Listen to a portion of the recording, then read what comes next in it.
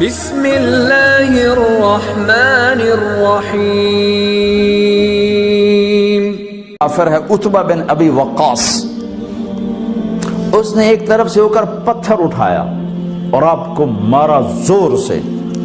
صحابہ کی نظریں تھی تلواروں پر، نیزوں پر، تیروں پر، اور پتھر نظروں سے نکل گیا، لہذا وہ ان کے اندر کو چیرتا ہوا جا کر میرے نبی کے منہ پر یہاں لگا، اور آپ سیدھا پیچھے ایسے گئے، پیچھے یوں، پیچھے ایک کھڈا تھا، وہ یہاں گردن میں لگا کنارہ، تو آپ بے ہوش ہو گئے، دانت بھی ٹوٹ گئے، چہرہ بھی خون و خون ہو گیا، اب بے ہوش ہو کے یوں گر گئے. صحابہ نے سمجھا آپ شہید ہو گئے، تو سب نے زار و قطار رونا شروع کر دیا. تھوڑی دیر کے بعد آپ کو ہوش آیا تو صحابہ نے عرض کی یا رسول اللہ اب تو ان کے لیے بد دعا فرما دیں، وہ نبیوں میں رحمت لقب پانے والا، مرادیں غریبوں کی برلانے والا، غریبوں کا والی، یتیموں کا مولا. تو اب تو حق تھا کہ آپ بد دعا کرتے. یہ سامنے امت نہیں ہے، قاتل کھڑے ہیں کافر. آپ نے ہاتھ اٹھائے، صحابہ سمجھے کہ ہوں انہاں دے بیڑے بڑھ گئے. اللہم اغفر لقومی فإنہم لا یعلمون. اللہ میری قوم کو معاف کر، انہیں میرا پتہ کوئی نہیں ہے. دیکھو میرے بھائیو، جس نے کافروں کے ساتھ یہ ہمدردی کے قتل کرنے والوں کے لیے دعا مانگی ہے، تو مسلمان ہو کر ایک دوسرے کو سلام کرنا چھوڑ چکے، ایک دوسرے کے پیچھے نمازیں پڑھنا چھوڑ چکے، ایک دوسرے پر کفر کے فتوے لگا کے بیٹھے ہوئے. مجھے بتاؤ تم میرے نبی کے ساتھ کیا کر رہے ہو؟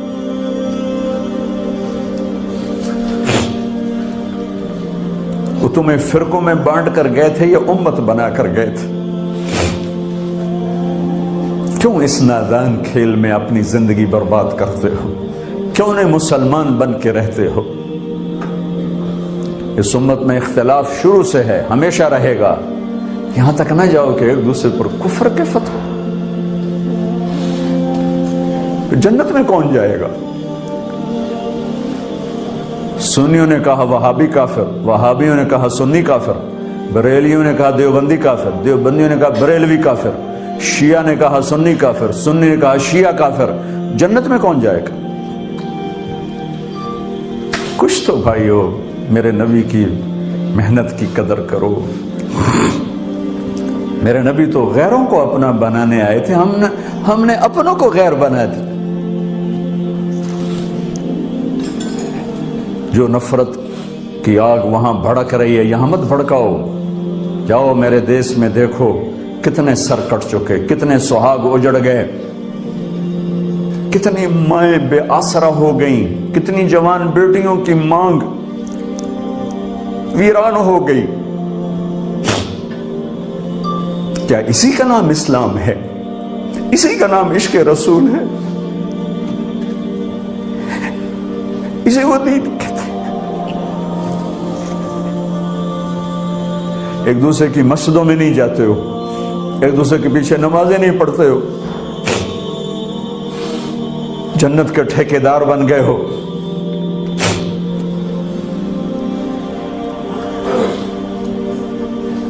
میرے نبی تو عبداللہ بن ابی کا جنازہ پڑھانے کھڑے ہو گئے تھے، جس کا کفر ابو جہل سے بھی بڑا ہے. ابو جہل اوپر کی دوزخ میں ہے، عبداللہ بن ابی سب سے نیچے کی دوزخ میں ہے. ان کے بیٹے آئے، یا رسول اللہ میرا باپ مر گیا ہے، اپنا کرتا دے دیں گے، میں اس کو کفن دے دوں. آپ نے کہا لے لو. کرتا اتار کے دے دیا. آپ کہتے بدبخت منافق، دفع ہو جا. کہ یا رسول اللہ آپ جنازہ پڑھائیں گے؟ کہاں پڑھاؤں گا. باقی منافقوں کا تو کسی کو پتہ نہیں تھا سوائے اللہ کے نبی کے، لیکن عبداللہ بن ابی کا منافق ہونا تو سب کو معلوم تھا. آپ جنازے کے لیے عمر سامنے آ گئے، یا رسول اللہ یہ کون ہے؟ کہ مجھے پتا ہے کون ہے. تو آپ اس کا جنازہ کیوں پڑھا رہے؟ کہ شاید اللہ معاف کر دے. کہ عمر پیچھے ہٹ جا، مجھے پتا ہے کو میرے اللہ نے کہا ہے تو ان کے لیے دعا کر یا نہ کر، میں معاف نہیں کروں گا. میں کرتا ہوں، شاید اللہ معاف کر دے. پھر فرمایا کہ میرے اللہ نے کہا اگر تو 70 دفعہ بھی ان کے لیے دعا کر تو میں معاف نہیں کروں گا. اگر میرا اللہ کہتا اے میرے محبوب اگر آپ 70 دفعہ اس کے لیے دعا کریں گے تو میں معاف کر دوں گا، تو میں اس کم بخت کا 70 دفعہ جنازہ پڑھا دیتا۔ مجھے بتاؤ تم کہاں سے یہ دین لے کر آئے ہو جس میں تم فرقوں میں بٹ گئے ہو، نفرتوں کی آگ تم نے لگا دی ہے، یہ کہاں سے اسلام آیا ہے؟ میں تمہیں اللہ اس کے رسول کا واسطہ دیتا، امت بن کے رہو، مسلم بن کے رہو، کوئی گنجائش نہیں، اپنے اپنے عقیدے پر پکے رہو، دوسرے کے لیے گنجائش رکھو۔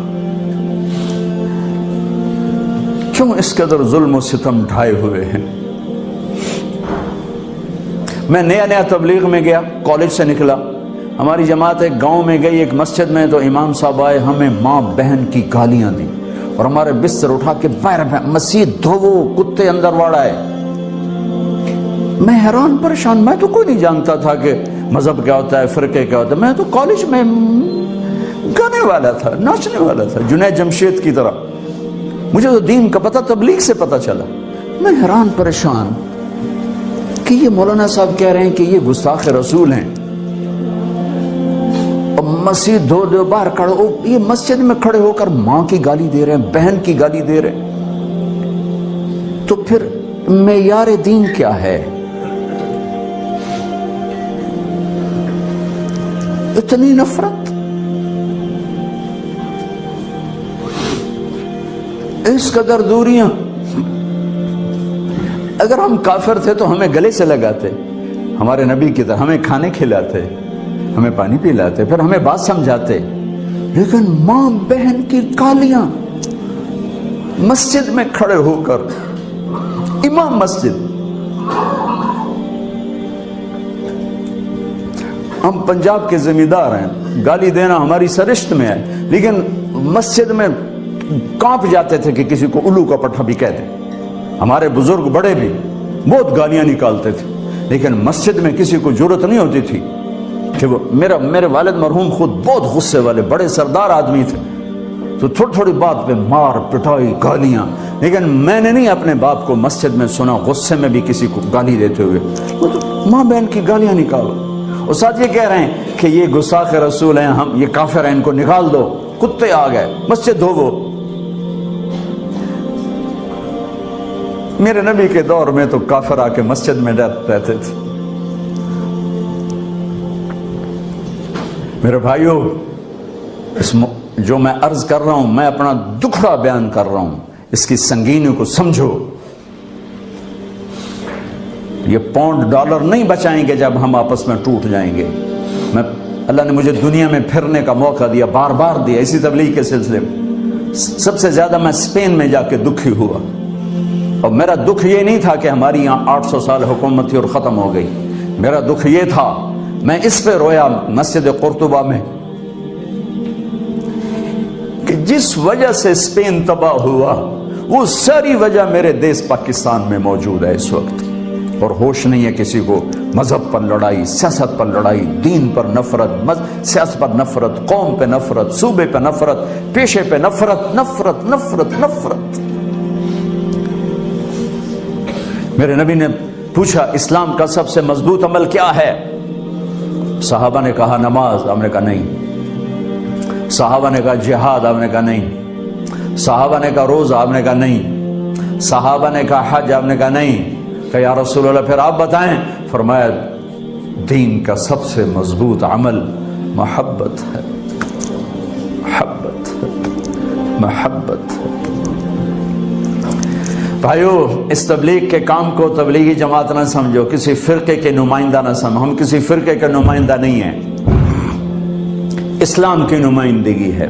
میں نے صرف آج آپ کو کلمہ بیان کیا ہے، یہ اسلام کی نمائندگی، یہ دین کی نمائندگی ہے۔ اس کے لیے ہم وقت مانگتے ہیں، آپ سے بھی مانگ رہے ہیں، اور آپس میں پیار محبت سے رہو، امت بن کر اختلاف کرو لیکن محبت نہ چھوڑو۔ میاں بیوی میں بھی اختلاف ہو جاتا ہے، اس حد تک نہ جاؤ کہ مار پٹائی گالی گلوچ ہو۔ ماں باپ سے بھی اختلاف ہو جاتا ہے، اس حد تک نہ جاؤ کہ ماں باپ کی بد دعائیں لینے لگ جاؤ۔ اسلام کا سب سے مضبوط عمل محبت، سب سے مضبوط محبت اٹھ گئی، ہم امت نہیں ہیں، اب ہم فرقے ہیں۔ محبت ہے تو ہم امت ہیں، محبت نہیں تو ہم فرقے ہیں، اور فرقے میرے رب کی نظر میں کوڑے کرکٹ کے ڈھیر کے سوا کچھ نہیں، کوڑا کرکٹ اور کچھ بھی نہیں ہے۔ اگر میرا تعارف کسی فرقے سے، ہاں میرا ایک مسلک ہے، میرا ایک عقیدہ ہے، میں اس پر پابند ہوں، لیکن میں اوروں کو اس کی دعوت نہیں دیتا، میں اسلام کی دعوت دوں گا آپ کو انشاءاللہ۔ آپ بھی اپنے عقیدے پر پابند رہو، اپنے مسلک پر پابند رہو، لیکن تھوڑا جہا راہ دویانے میں دے چھڑو، جنت وڈی ساری ہے، ویلی جنت اللہ چار پاؤں۔ اب بریلوی کہتے ہیں دیوبندی کافر ہیں، دیوبندی کہتے ہیں بریلوی کافر ہیں، شیعہ کہتے ہیں سنی کافر ہیں، سنی کہتے ہیں شیعہ کافر ہیں، غیر مقلد کہتے ہیں مقلد کافر ہیں، مقلد کہتے ہیں غیر مقلد کافر ہیں۔ ہن دسو جنت جاونا کہیں ویلی جنت چلا کی کرنا میں، چلو اچار پاؤ۔ اتنی بڑی میرے رب کی جنت کیوں اسی تنگ کر چھڑی؟ سر اساں ہی جاونا، اور کسی جانا ہی کوئی نہیں۔ تو میں اپنے نبی کی حدیث سنوں، ایک دن ایسا آئے گا میرا اللہ فرمائے گا مالک دوزخ کا، جہنم کا جی ایم، جنرل مینیجر، مالک جس نے زندگی میں کبھی ایک دفعہ بھی میرا نام لیا تھا اس کو بھی جہنم سے نکال کے جنت میں ڈال دوں۔ تو ہم مسلمان ہو کے ایک دوسرے کو کافر کافر کافر کافر کافر، گستاخ گستاخ گستاخ، کسی کو گستاخ کہنا اتنا آسان؟ اور پھر یہ نفرت یہاں تک پہنچی ہے کہ حرم شریف میں نماز نہیں پڑھتے امام کے پیچھے، کہ جنہاں دے پیچھے نماز ہوندی نہیں، یہ وابی ہیں۔ یہ دین مدینے سے آیا تھا یا ملتان سے آیا تھا؟ مکے سے آیا تھا یا لاہور سے آیا تھا؟ کیا ظلم و ستم ہے، وہ کس قدر جاہل۔ میں نے خود اپنے کانوں سے ایک کلپ سنا کہ مسجد نبوی کے امام کے پیچھے نماز نہیں ہوتی، یہ گستاخ رسول ہے۔ میں نے اپنے کانوں سے سنا ہے، مفتی کا ٹائٹل لگا ہوا ہے۔ کیا میرا رب اتنا کمزور ہو گیا ہے؟ میں تو اپنی مسجد میں اپنے کسی مخالف کو کھڑا نہیں ہونے دیتا ہوں، تسی تے کھلوڑ دو گے کسی؟ تو میرا رب اتنا کمزور ہو گیا کہ اپنے حبیب کے مصلی پر اسی کے گستاخ کو کھڑا کر دیا۔ اپنے گھر میں حرم بیت اللہ جہاں ایک نماز 1,00,000 کے برابر، وہاں ایسے آدمی کو کھڑا کر دیا جو اللہ کے رسول کا گستاخ ہے۔ نہیں بھائیو، یہ ان بھائیوں کو کسی نے گمراہ کر دیا ہے، کسی نے بھٹکا دیا ہے۔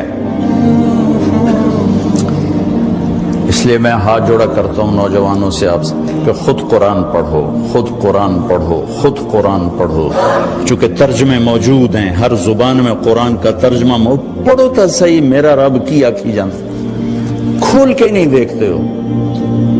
اپنے نبی کی زندگی پڑھو، اپنے نبی کی سیرت پڑھو، اپنے نبی کی حدیث پڑھو، تمہیں خود پتا چلے گا کہ وہ ہستی کیا فرما رہے ہیں۔ پھر تم بیٹھنے والے کو پکڑ سکتے ہو، جناب ہے کی بولی جاندے ہو؟